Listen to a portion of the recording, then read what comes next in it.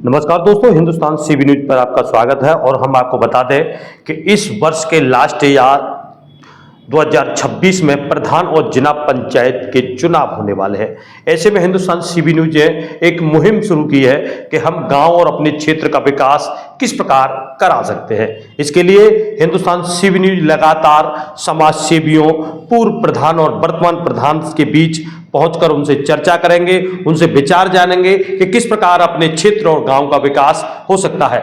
आज हम आपको लेकर चलते हैं समाज सेवी गीतम सिंह बगौर के साथ। जी हाँ दोस्तों, गीतम सिंह बगौर को आपने आकर चर्चाओं में सुना होगा। उनके द्वारा तमाम ग्राम प्रधानों के साथ मिलकर और वहीं अपने स्वयं की संस्था के द्वारा तमाम पहलवानों और आपको बता दें बेटियों को निःशुल्क शिक्षा दी जा रही है।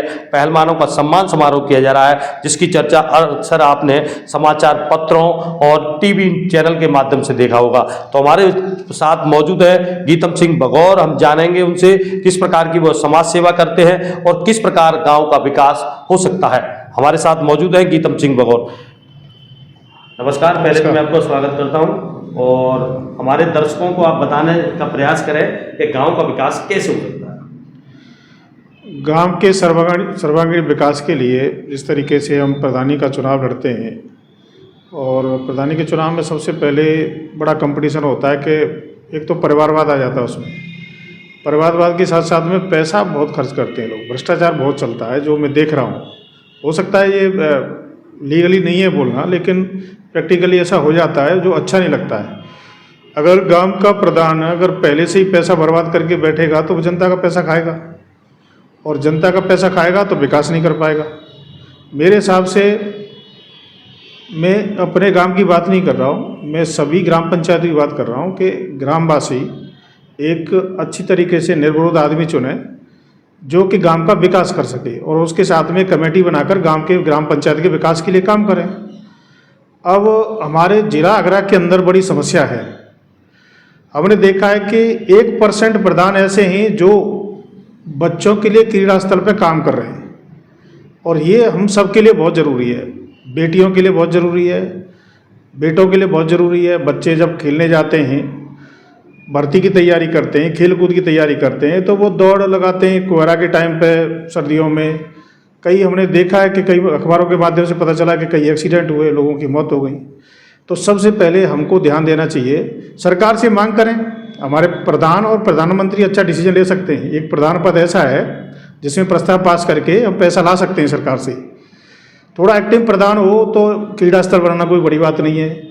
आपकी हमारी ग्राम पंचायत में मान लिया हमारे पास ज़मीन नहीं है, कोई बात नहीं, तो सरकार अपने पैसे से खरीद सकती है। प्रत्येक डिस्ट्रिक्ट से बहुत अच्छा पैसा जाता है, टैक्स देती है जनता, और उस टैक्स से कहाँ कहाँ पैसा नहीं लग रहा। तो हम एक छोटा क्रीड़ा स्थल नहीं बना सकते क्या? 10 बीघा 20 बीघा जो भी ज़मीन हम मुहैया कराएं और ऐसा कोई प्रस्ताव निकलवाएं, सरकार से मांग करें सभी लोग मिलके, प्रधानों की यूनियन हो या हम सब लोग मिलके मांग करें तो बहुत अच्छा किया जा सकता है। तो इसलिए बहुत ज़रूरी है क्रीड़ा स्थल। क्रीड़ा स्थल से फ़ायदे क्या होंगे?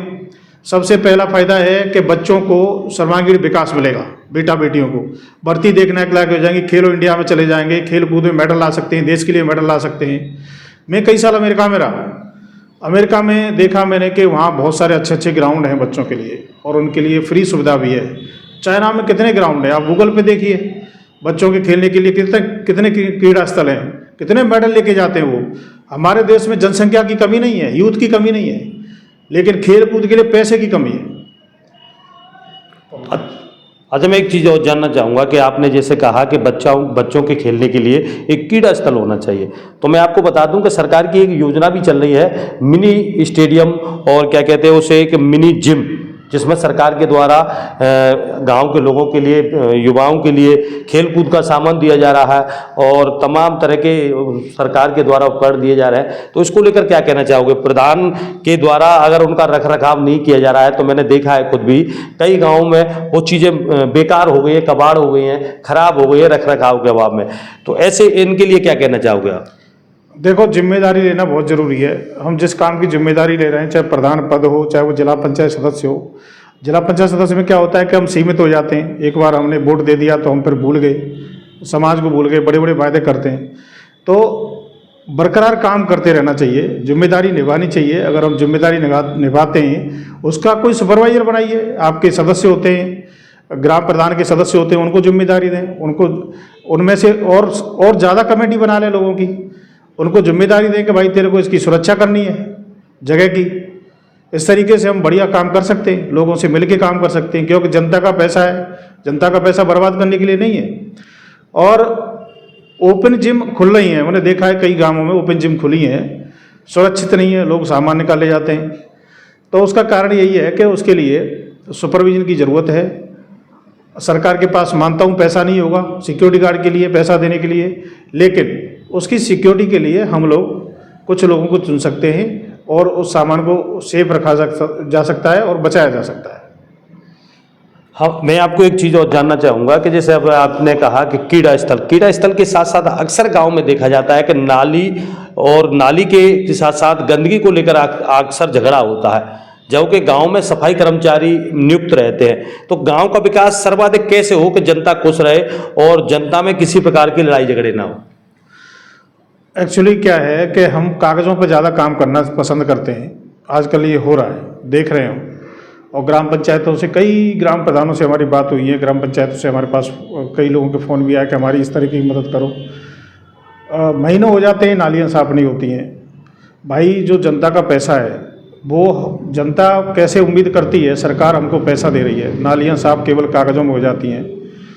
मैं अपने गांव की तालाब की बात कर लेता हूं, शायद वो कितनी बार कागज़ों में साफ़ हो गया है, और वो अभी 35-40 साल बाद पोखर की सफाई हो रही है, तालाब की, नाले, और उसमें पूरा गंदा पानी ग्राम पंचायत का जाता है। सरकार के पास पैसा है देने के लिए, कुछ ऐसी योजना लाने के लिए पैसा है जो गंदगी जाती है घरों की, गंदा पानी जाता है, वो पोखर में नहीं जाना चाहिए। उसको और बढ़िया तरीके से यूटिलाइज करके और उसकी व्यवस्था है सरकार के पास, लेकिन हम ग्राम पंचायत के प्रधान भाई उसको यूज़ नहीं कर रहे। मुझे नहीं पता उसका कारण क्या है, लेकिन सरकारी जितने भी फ़ायदा है उसका फ़ायदा उठाएं और जनता को ज़्यादा से ज़्यादा फ़ायदा दें। क्योंकि हमने देखा है कि हमारे देश की तरक्की का जो रास्ता है वो खेतों और खलिहानों से होकर जाता है। अगर किसान का बेटा तरक्की नहीं करेगा, हमारा गांव तरक्की नहीं करेगा, तो देश कैसे तरक्की करेगा? पहले मैं खुद मजबूत नहीं हूँ और मैं विधायक और सांसदों को मजबूत बनाने चलाऊँ तो ऐसा नहीं हो सकता ना। पहले मुझे अपना गांव एरिया मजबूत करना है, मुझे अपना क्षेत्र मजबूत करना है, मेरे क्षेत्र की जनता मजबूत करनी है। ये प्रत्येक आदमी को सोचना चाहिए, तभी हमारा देश तरक्की कर सकता है। मैं एक चीज़ और जानना चाहूँगा कि आपको, जैसे आपने बताया कि सफाई नहीं होती है, इसके साथ साथ बच्चे कैसे पढ़ें, बच्चों को पढ़ने के लिए शहर की तरफ जाना पड़ता है, और आप भी काफ़ी समय से समाज सेवा कर रहे हैं। देखा जाता है अक्सर, हमने देखा है कि कई मंचों पे आप लोगों का स्वागत सम्मान करते हैं।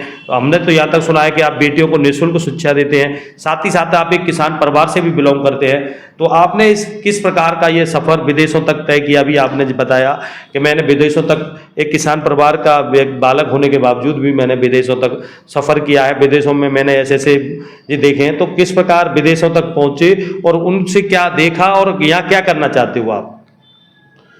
मैं वास्तव में किसान का ही बेटा हूँ। मेरे पिताजी ने बहुत स्ट्रगल किया है। हम 5 भाई हैं, मेरे 3 भाई पुलिस में हैं, एक भैया सेंट्रल गवर्नमेंट का जॉब करते हैं। मैं प्राइवेट सेक्टर में बाई चॉइस होटल मैनेजमेंट किया, और इसलिए किया कि मुझे फॉरेन कंट्री जाना है और वहाँ से कुछ सीखना है और पैसे से भी मजबूत होना है। ठीक है, अपनी रोजी रोटी चल रही है। सबसे बढ़िया हमें एक चीज़ लगी होटल मैनेजमेंट के द्वारा, हमारा सौभाग्य है, ईश्वर की कृपा है कि हम बेटियों को फ्री शिक्षा दे रहे हैं। अगर कोई गरीब लड़का आता है तो वो वापस नहीं जाएगा हमारे पास से। कितने लड़के हैं जो देश में और विदेश में हमारी वजह से नौकरी कर रहे हैं। हमें अच्छा लगता है, हमारी आत्मा खुश होती है इस चीज़ को देख के, हम किसी को रोज़गार दे रहे हैं। और मैं आपके माध्यम से ये अपील करना चाह रहा हूँ क्षेत्र के लोगों से, हिंदुस्तान में किसी कोने से किसी बिरादरी का बेटा या बेटी हो, अगर वो गरीब है तो मैं उसकी मदद करूँगा। वो आ सकता है यहाँ all India staff hotel management में पढ़ सकता है आके, मैं उसकी मदद करूँगा यहाँ से लेके विदेशों तक। दूसरी बात है, मैं किसान का बेटा हूँ और मैंने गरीबी नज़दीक से देखी है। तो ग्रामीण क्षेत्र में पढ़ाई की बात कर रहे थे सर आप, हम सरकारी स्कूल पे ध्यान नहीं दे रहे, सरकारी एजुकेशन पे ध्यान नहीं दे रहे, हमें फ्री शिक्षा मिल रही है उस पर ध्यान नहीं दे रहे। कहीं ना कहीं इतना बड़ा कंपटीशन में हम बैठ गए कि जैसे सोच लेते हैं कि फलाना बच्चा उससे फलाने कॉन्वेंट स्कूल में पढ़ता है तो उसके कंपटीशन में चलो आज मेरी कोई पड़ोसी है जिसकी इनकम 20,000 है या 50,000 है, वो अपने बच्चे को कॉन्वेंट स्कूल में पढ़ा रहा है। एक पड़ोसी है जिसकी इनकम 10,000 रुपये महीने है, वो कॉन्वेंट स्कूल में पढ़ाने की कोशिश तो कर रहा है, लेकिन वो बहुत तंग है, पैसे से परेशान है, तो वो कैसे पढ़ाएगा।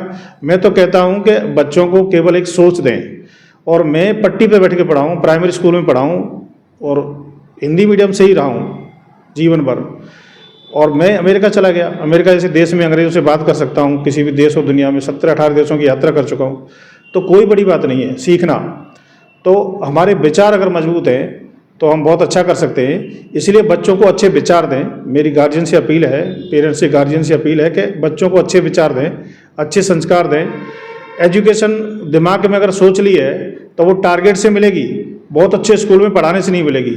और मैं नहीं समझता कि बहुत अच्छे स्कूल में पढ़ने से ही सारे कुछ मिलते हैं। आप इतिहास उठा के देख लो, ग्रामीण क्षेत्र के किसानों के बेटे किसी भी बिरादरी को हो, जिसके पास 3 भैंसें हैं, 1 बीघा खेत है, उसका बच्चा कलेक्टर बन गया, IAS बन गया, IPS बन गया, ये कहानी हमें सुनने को मिलती हैं।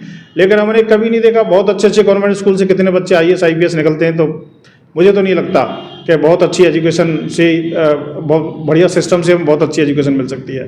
हाँ, सुविधाएं जरूर मिल सकती है। जिस तरीके से हम छोटे होटल में जाते हैं, एक ढाबे पे बैठते हैं तो हमें थोड़ा सस्ता खाना मिल जाता है, और बड़े स्टार होटल में जाते हैं तो और थोड़ा महंगा मिल जाता है, और ज़्यादा बड़े होटल में जाते हैं तो वो सुविधाओं का पैसा है। और पढ़ना तो बच्चे को ही पड़ेगा, ये हमारा खुद का प्रैक्टिकल है, और मैं आपको सत्य बता रहा हूँ।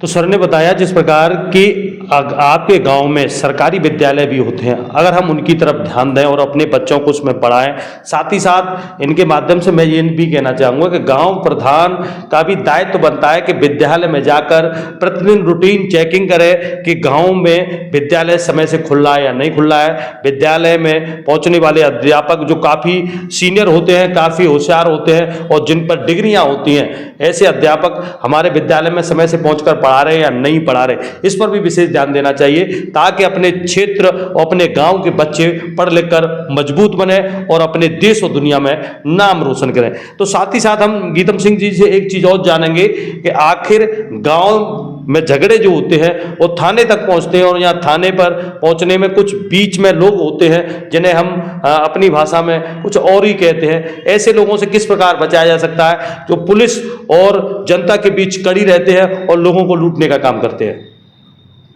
लोग पुलिस को बदनाम करते हैं कि पुलिस भ्रष्टाचार करती है, लेकिन हम खुद ही भ्रष्ट हैं। और कोई छोटी सी लड़ाई हो गई, झगड़े हो गए, पहले हमारे बुजुर्ग लोग, हमारे बड़े जो पहले ग्राम पंचायत में बैठ के सर्दियों के टाइम पे जो आग जला लेते हैं, जिसको हकाना बोलते हैं हमारी भाषा में, उस पर बैठ के पंचायत हो जाया करती थी। मंदिरों पर बैठ के पंचायत हो जाया करती थी और निष्पक्ष पंचायत होती थी, और जो भी होता था बढ़िया तरीके से होता था। लेकिन आज छोटे छोटे केस हमने देखा, थोड़ा सा तामस में आ गए, थोड़ी बहस हो गई, पुलिस बुला ली, फिर आपस में एक दूसरे के ऊपर केस लादने के लिए लगे हुए हैं। हम लोग एक दूसरे को बर्बाद करने के लिए लगे हुए हैं, छोटी छोटी चीज़ों पर लड़ना शुरू कर देते हैं। तो कहीं ना कहीं हमारी मानसिकता थोड़ी सी छोटी होती जा रही है।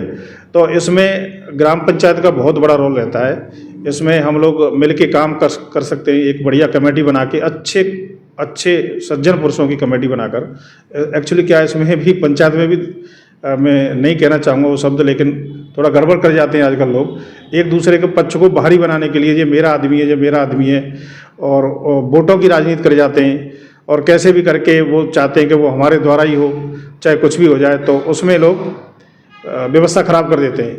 इसलिए अभी भी ईमानदारी है, सच्चाई है, तो हम उसके साथ काम कर सकते हैं बढ़िया तरीके से। भाई यार, मैं तो ये कहना चाहता हूँ, रिक्वेस्ट करना चाहता हूँ, ये पैसा जो हम जनता का या किसी को गुमराह करके हम ऐसा कमा लेते हैं, तो वो जीवन भर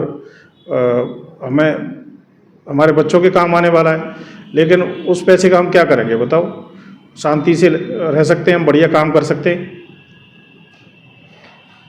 अभी आपने देखा किस प्रकार समाजसेवी गीतम सिंह ने एक अच्छी बात कही कि पहले बुजुर्ग गांव की लड़ाई को गांव में ही पूरी तरह खत्म कर देते, थाने चौकियों तक नहीं जाने देते थे।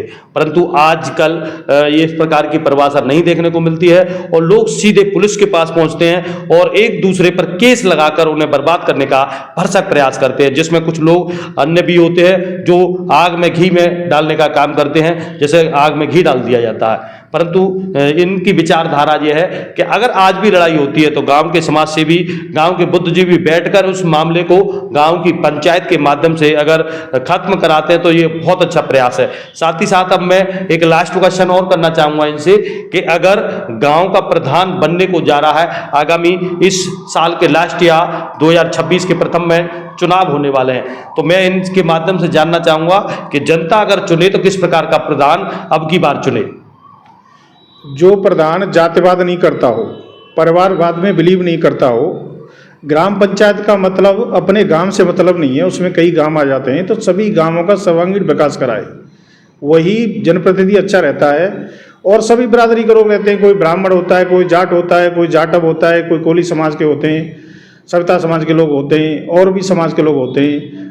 अब उनसे हम SC प्रकोष्ठ के लोग होते हैं तो उनको हम थोड़ी घृणा की दृष्टि से देखते हैं।